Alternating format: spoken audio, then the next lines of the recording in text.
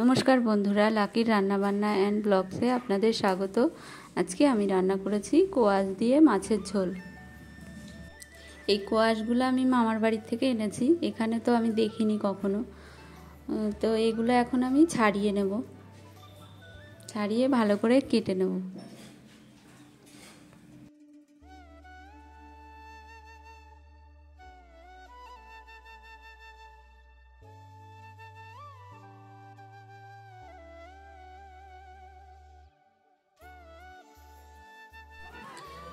Quash দিয়ে মাছের ঝোল করার জন্য কোয়াশ কেটে নিয়েছি, আলু কেটে নিয়েছি, আর নিয়েছি কাঁচা লঙ্কা কেটে, আদা বেটে আর জিরে বেটে। আর এদিকে আমি বাটা মাছগুলো কেটে ধুয়ে পরিষ্কার করে নিয়েছি আর নুন হলুদ মাখিয়ে নিচ্ছি। এবার এটা আমি আগে মাছগুলো ভেজে নেব সর্ষের তেলের মধ্যে।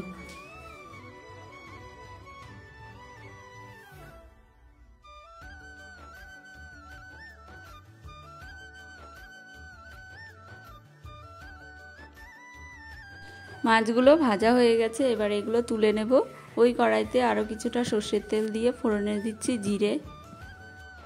এরপরে একে একে কেটে রাখা কোয়াশ আর আলুগুলো দিয়ে দেবো। তারপরে দিয়ে দেবো নুন হলুদ স্বাদ মতো আর চেরা কাঁচা লঙ্কা।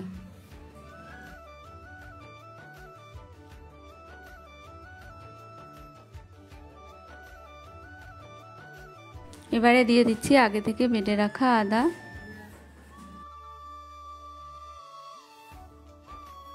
এখন দিয়ে দিচ্ছি আগে থেকে বেটে রাখা জিরে।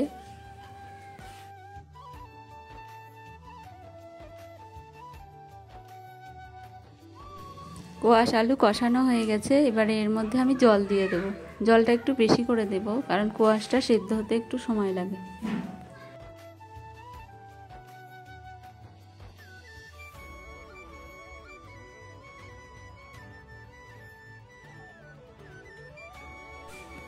এখন কোয়াশ আলুর মধ্যে আগে থেকে ভেজে রাখা বাটা মাছগুলো দিয়ে দিচ্ছি।